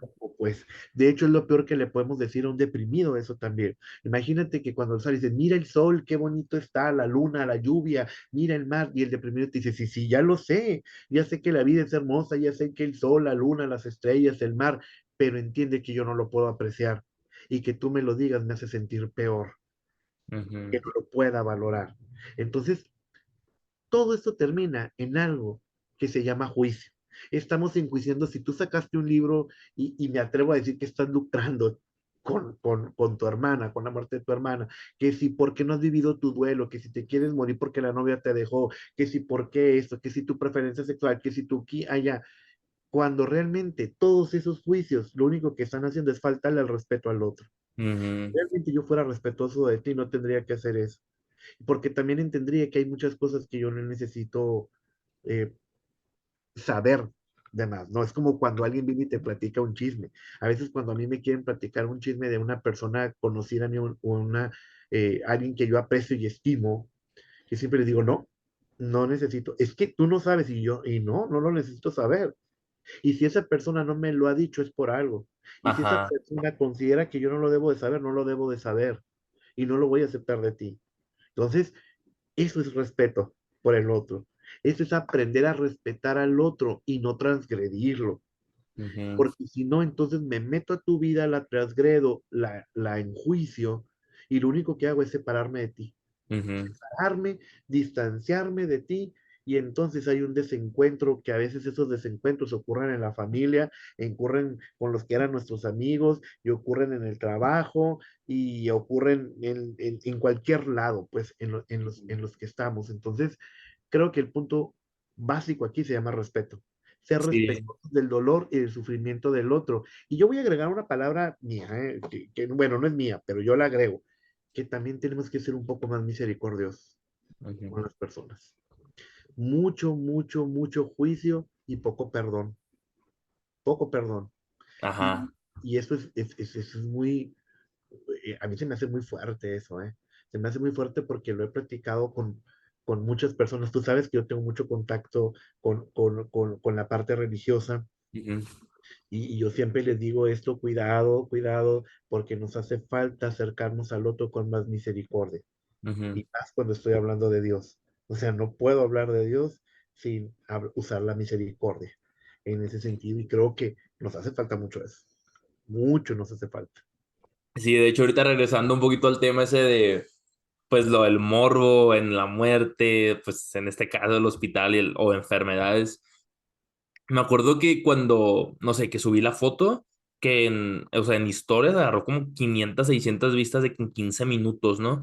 Yo me quedé, a la vez, o sea, pues, que al caso, ¿no? O sea, y luego que me puse a checar, pues, estadísticas de que, no sé, 100 personas se las compartieron, o sea, obviamente, pues, quién sabe a quién, y luego de que como 200 personas habían respondido, o sea, tenían mensajes de gente que hacía 1000 años que ni hablaba, o gente que ni conocía, y yo me quedo de que ojalá así de bien le fuera el podcast. Ojalá que los videos del podcast que tienen algo de valor se compartieran tanto, ¿no? Entonces para mí fue como que bien gracioso porque casualmente antes de eso que yo había tenido un accidente en mi bicicleta hace 2 años casi, yo andaba en la ruta 66, o sea, andaba paseándome pues nomás, o sea, de la escuela para allá y de allá para la escuela y cuando vengo de regreso a la escuela, pues me paro en la bicicleta en una subidita para agarrar vuelo y se me resbala el tenis de la bicicleta. Entonces me voy cayendo a la izquierda, pero pues ahí venían los carros, era carretera.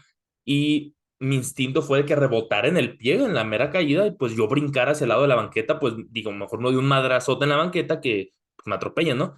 Y me acuerdo que esa vez fue la vez en la que las redes sociales de que un chorro de engagement, todo ese rollo. Y luego la siguiente que fue esta, o sea, incluso el doble o el triple, no sé qué tanto fue. Y yo me quedo de que, mira, qué bueno está el morro, o sea, estuvo bueno el chismecito, ¿no? ¿Quién sabe? El chismecito, dijo, o sea, quién sabe a qué tanta gente se la habrán mandado, pero yo me quedo, esto no aporta nada, o sea, es mi pinche cara sangrada nomás, o sea, era todo. Y digo, qué bueno de los que se preocuparon, pero hay unos que me decían de que, ¿qué te pasó? Y yo, gente que ni conozco, o sea, ni sabía quiénes eran, y no los contestaba. Los que sí conocía, pues eran los que sí les contestaba, pues, ¿no?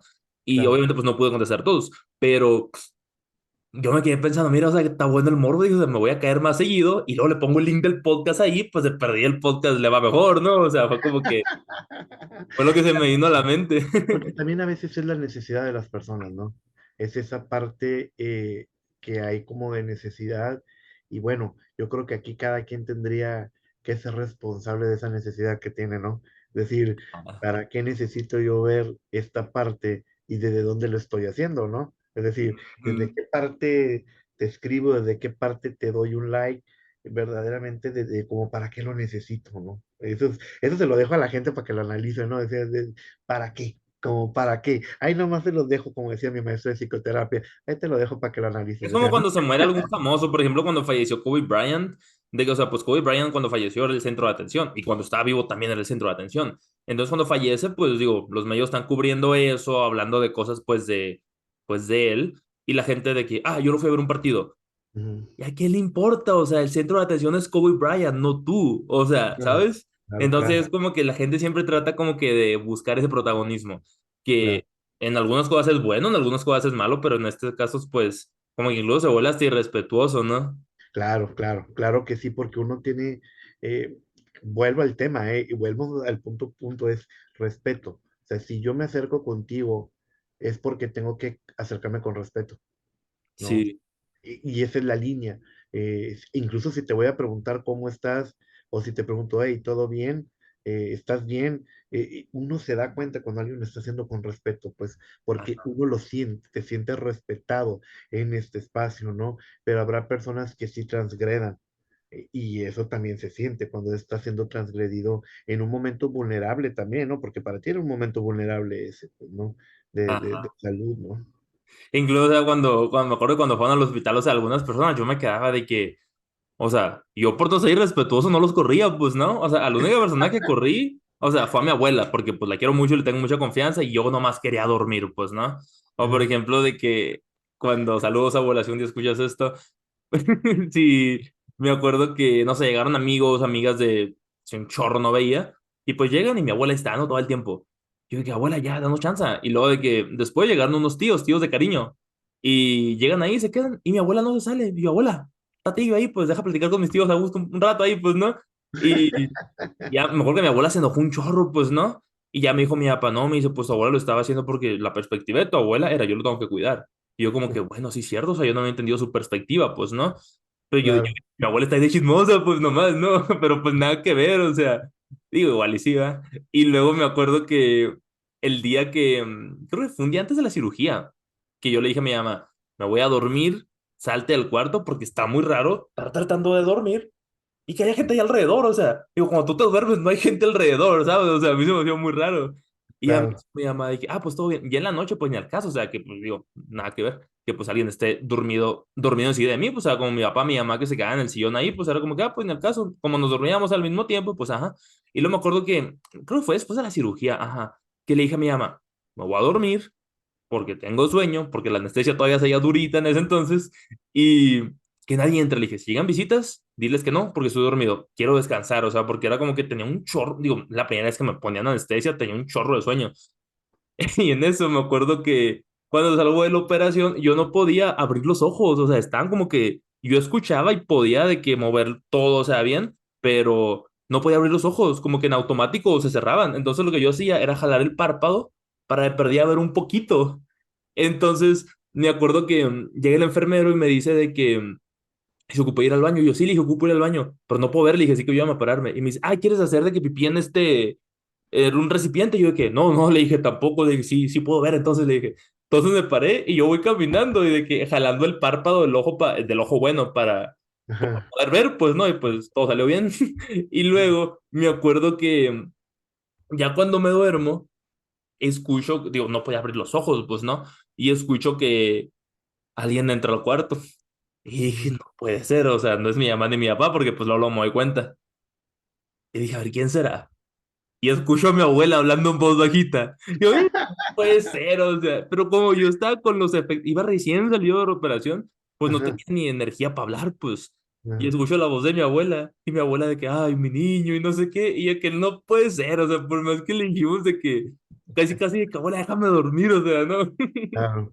Sí, mira, Luis Carlos, lo que pasa es que a veces las personas hacemos, queremos ayudar y no sabemos cómo, ¿no? Ajá. Y a veces terminamos invadiendo al otro. Yo trabajo en un hospital y diario voy a ver pacientes al área de hospitalización y veo pacientes en situaciones diversas, de muchos tipos de situaciones, y yo siempre trato de ser muy respetuoso con ellos, ¿no? Desde tocar la puerta y decir, si preguntar si están disponibles, si puedo llegar, porque yo puedo llegar al final de cuentas, ¿no? Pero yo siempre busco este espacio de decir, estás en condiciones, si yo veo que están comiendo, si yo veo que en ese momento los van a hacer, no, yo después regreso. Trato de dar este espacio, de cuidar la privacidad, la intimidad, porque en uno de los ambientes donde uno se siente más vulnerado es en los hospitales. Ajá. Siempre usas una bata muy incómoda. La bata es incómoda más no poder. A veces te sientes expuesto. Eh, Todo el mundo llega, te coloca, te ponen medicamentos y pocas veces te explican para qué te los están poniendo, te mueven, te quitan, te levantan, párate, siéntate, dame la muestra, aquí y allá, quieres ir al baño, te pongo esto, te pongo... Y de repente es como que gracias por preguntarme, gracias por decirme qué me van a hacer, y eso hace que las personas se sientan altamente estresadas. Sí, porque yo me acuerdo de cuando estaba dormido, de que, no sé, llegaban como tres, cuatro veces a la madrugada enfermeros y de que, ah, cambio de medicamento, pum, piquete por acá, pum, el termómetro, pum, la presión, y yo de que madre, o sea, pues deja levantarme primero, o sea, de la Claro, nada siento que me pone la presión en el brazo, y yo de que a la madre, o sea, pues digo yo, ya ves que cuando te toman la presión, pues te aprieta bien duro, pues no, yo de que claro. madre, o sea, pues si estoy consciente ni al caso lo espero, pero pues si estoy dormido, pues te quedas como que aguanta, deja de despertar, ¿no? Y Pues es antes, antes de, importante. antes de despedirnos, Luis, del episodio, pues le quería agradecer pues por su tiempo. Ha sido una plática bastante larga, agradable, espero que pues también educativa para la gente que la esté escuchando. Y digo, pues ahí conté unos chismecitos ahí también. Para la gente que nos está escuchando, no sé si tenga algo más que agregar. Bueno, primero que nada, decirles que rescatemos el valor de la vida, respondamos a la vida con un sí, menos juzgar, menos criticar, más empatía con Ujú, las personas. Eh, Segundo punto, agradecerte a ti. La invitación, me siento verdaderamente honrado después de la calidad de invitados que tienes, que me hayas tomado en cuenta para esta conversación. Y bueno, a todas las personas que en algún momento están pensando o contemplando la idea de terminar con su vida, que se acerquen a buscar ayuda, que se ujú. acerquen a buscar ayuda. Vemos personas que podemos echarles las manos, existen muchos profesionales humanos que pueden apoyarlos antes de tomar una decisión, que nos den esa oportunidad de podernos acercar y, como siempre digo, responder. Voy a utilizar una frase del doctor Víctor Frank: responder retroactivamente la vida, inundar retroactivamente la vida con sentido siempre está disponible hasta la exhalación final. O sea, justo antes del momento de morir, nuestra vida se puede inundar de sentido. Ey, sí, pues muchas gracias, Luis. Y antes de despedirnos, hay dos cosas que siempre hago con mis invitados. La primera es que como yo ya le hice muchas preguntas, hágame una pregunta o dos de lo que usted quiera, se lo voy a contestar, pero si un invitado anterior ya me la preguntó, va a tener que elegir otra. Ok, va. ¿Cuál es el sentido de tu vida, Luis Carlos? Wow. Está muy difícil esa, Luis. A ver, ¿cuál es el sentido de mi vida? Sí me gustaría como que fuera una vida en la que yo me considere de que feliz y pleno. Digo, creo que es muy cliché, pero la felicidad yo la tengo bien definido. O sea, si yo puedo jugar béisbol, soy feliz. Entonces, si puedo tener un trabajo que implique estar metido en el área del béisbol, voy a ser feliz. Si mis hijos en algún momento juegan béisbol, voy a ser súper feliz, ¿verdad? Y si yo me puedo mantener jugando béisbol, voy a ser súper feliz. Entonces, digo, a lo mejor es un sentido medio tonto, pero para mí, o sea, el béisbol es mi vida, pues no, o sea, es como que es lo que vengo haciendo desde que soy niño. Entonces, incluso cuando, pensando lo del accidente, que me dijo el doctor de que no vas a poder hacer ejercicio en un mes después de la cirugía, Sí, me yo me acuerdo. quedé, nunca en mi vida he durado un mes sin hacer ejercicio. O sea, cuando era niño, pues siempre o era natación o taekwondo o béisbol. Y en las vacaciones de verano todos los días salía a jugar con mis vecinos. Saludos David, Diego. Todos los días salía a jugar con ellos. De hecho, sigo en contacto con ellos porque somos amigos, pues desde que somos súper chiquitos. Y pues eso era pues, ejercicio físico, béisbol, fútbol, lo que fuera que jugáramos era andar corriendo para todos lados en la calle, que cuenta como ejercicio. Claro. Y pues después ya que empiezo con gimnasio y eso, pues nunca he durado más de un mes, ajá, sin hacer ejercicio. Entonces yo me quedé de que a la vez, o sea, esto me va a calar bien duro.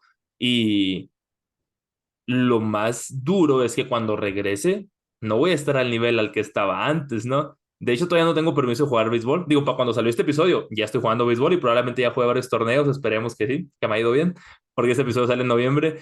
Y tengo un torneo en octubre, así que esperemos que no se cancele, ¿verdad? Entonces, cuando regreso al gimnasio, dije, bueno, pues ahora sí, voy a empezar poco a poco. Y cuando agarro de que la elíptica, dije, madres, me estoy cansando y es puro cardio, o sea, ni siquiera voy rápido. Y luego de que agarro pesas, o sea, para hacer bíceps, y dije, bueno, podía tal peso, uy, ni de chiste lo puedo. O sea, saqué como que vi un poquito de repeticiones, bueno, pesos más bajos. Ahorita ya llevo 5 semanas y ya estoy en los pesos que estaba antes en casi todos los ejercicios. Pero, por ejemplo, cuando, no sé, que estaba haciendo pecho, por ejemplo, con las mancuernas, yo me acuerdo que antes del accidente yo le estaba metiendo como que más a eso y me acuerdo que estaba como en 75 libras. Cuando regreso, apenas y las de 40, 50, 45 y era como que, madres, o sea, pues a ver hasta cuándo puedo regresar. Y apenas esta semana pude 65, o sea, casi 75, a ver si la siguiente ya puedo. O sea, en otros ejercicios de otras partes del cuerpo, pues también es como que poco a poco ir incrementando pues los pesos y eso, porque pues también Claro. era esporádico como lo tenía que ir haciendo. O sea, de hecho, la primera semana de gimnasio fui 3 días, La segunda y la tercera semana también 3 días. La cuarta fui 4 días. Esta semana voy a ir 5 o 6 días porque pues hoy es jueves, así que ya llevo 4 días. Entonces es como que tampoco quise acelerar el proceso porque tengo un amigo del equipo de béisbol, Anthony, que le mando saludos, que nunca vas a escuchar esto porque no hablas español, pero Anthony, Anthony lo operaron del corazón como 6 veces. O sea, tiene chorro de cicatrices en su pecho, o sea, tuvo muchos problemas del corazón y todavía los tiene y vive con eso. Entonces me acuerdo de que yo hablé con él cuando recién salí de la operación, porque él me dice, ¿qué onda? ¿Si vas a poder regresar a jugar? Y yo, sí, le dije, porque pues, ajá, estamos en mayo y pues la temporada empieza en septiembre, la pretemporada. Y me dice, un consejo me dice, no aceleres tu proceso de recuperación. Claro, Y que si me lo está diciendo alguien que ya ha pasado por esto muchas veces, pues me la voy a llevar tranquilo. Entonces, creo que sí he sido muy consciente con eso. Y regresando a su pregunta en el sentido de la vida, ajá, mientras pueda jugar béisbol, yo feliz. Entonces es como que yo pienso tratar de mantener mi cuerpo saludable claro, porque pues eso a final de cuentas me va a alargar mi vida. O sea, si yo tengo 60 años y estoy jugando béisbol, padrísimo, o sea, y conozco a gente que lo hace. Y de hecho el coach aquí de la temporada de verano que jugué el año pasado era un señor de 60 61 años y jugaba béisbol. Obviamente no con condiciones físicas súper guau, pero pegaba sus hits, agarraba las rolas bien, o sea, hacía buen swing. Entonces es como que si puede llegar a un futuro así saludable para poder jugar, es como que para mí sería como que un buen logro. Entonces es como que una buena motivación para mantener el cuerpo saludable, que a final de cuentas tiene muchísima repercusión en el lado mental. por supuesto. Un sentido de vida muy completo, entonces. Ujú, béisbol, punto. Muy bien. ¿Otra pregunta o era todo? Era todo. Ok, ahora sí, la segunda parte. Mi invitado anterior le hizo una pregunta sin saber que usted iba a ser mi invitado. Y usted ahorita le va a tener que hacer una pregunta a mi próximo invitado, que no sabemos quién es. Yo sí, Ok, pero no le voy a decir. ok. Entonces, Javier, que es el Mental Skills Coordinator de los Chicago Cubs, que de hecho lo acabo de grabar hace 1 hora y media antes de conectarlo con usted. Javier le pregunta, ¿cuál es el mejor consejo que le ha dado a usted cualquier persona en toda su vida? Ya sea su papá, su mamá, algún primo, tío, algún profesional, quien sea. ¿Cuál es el mejor consejo que me han dado? El mejor consejo que me han dado es que haga las cosas bien o no las haga. Y Mm, quiero expresarlo tal como me lo dijo alguna vez mi papá, pero puede ser un poquito grosero. Pero mi papá decía que hasta las se hacían bien. Es decir, si vas a hacer algo, lo haces bien. Es mm, decir, no andes haciendo cosas nomás al ahí se van, al trochimuche, al aventón. Si vas a hacer algo, lo haces bien. Sí, mi papá era mecánico ok, y él no dejaba un carro hasta que no estaba bien. Hasta que él no estaba seguro que el carro no tenía una falla, él lo daba de alta, ¿no? Y ok. así estoy yo hasta el día de hoy. Yo no digo que no, no digo o termino algo hasta que no estoy seguro de que eso, y lo mismo con mis pacientes, que verdaderamente está cerrado lo que tenemos que trabajar. Es un gran consejo. Lo voy a empezar a aplicar también. ¿Y cuál es la pregunta que usted le quiere hacer a mi próximo invitado? Bien. Eh, qué buena pregunta. Si otro Yo invitado ya la preguntó, va a tener que elegir otra, ¿eh? Porque voy a sí, tener que sí, elegir las últimas como que estuvieron ahí medio parecidas, así que, en serio. ajá. Bueno, la pregunta que yo le haría a la siguiente persona, al siguiente invitado es, ¿cuál es aquella experiencia que cambió el destino de su vida? Ah, buena. ¿Cuál es aquella experiencia que cambió el destino de su vida? Es decir, que lo llevó, así como a mí me llevó la muerte de mi sobrino a esto, ¿qué experiencia vivió este próximo invitado que lo llevó ahora a estar donde está? Ujú. Uf, Gran está pregunta. Aquí la bueno. apunté ya. Ahorita al rato le digo quién es. Y Ok, pues, para la gente que se quedó escuchando, les mandamos un gran abrazo. Espero que hayan disfrutado mucho de este episodio. Me pueden encontrar en Instagram como @Luis Carlos Estrada 2, así que compartan este episodio y etiquétenme. Luis, ¿cómo lo podemos encontrar en sus redes sociales? en mis redes sociales aparezco como igual, Luis Fernando Carvajal, musicólogo, igual en Instagram y en Twitter. Ah, ok. ¿Tiene LinkedIn? No, no, no tengo, fíjate. Es un perfil de LinkedIn. Está buena esa plataforma. Ya lo voy a usar entonces. Bueno, entonces les mandamos un gran abrazo y nos vemos en Igualmente. el próximo episodio. Bye. Bye bye.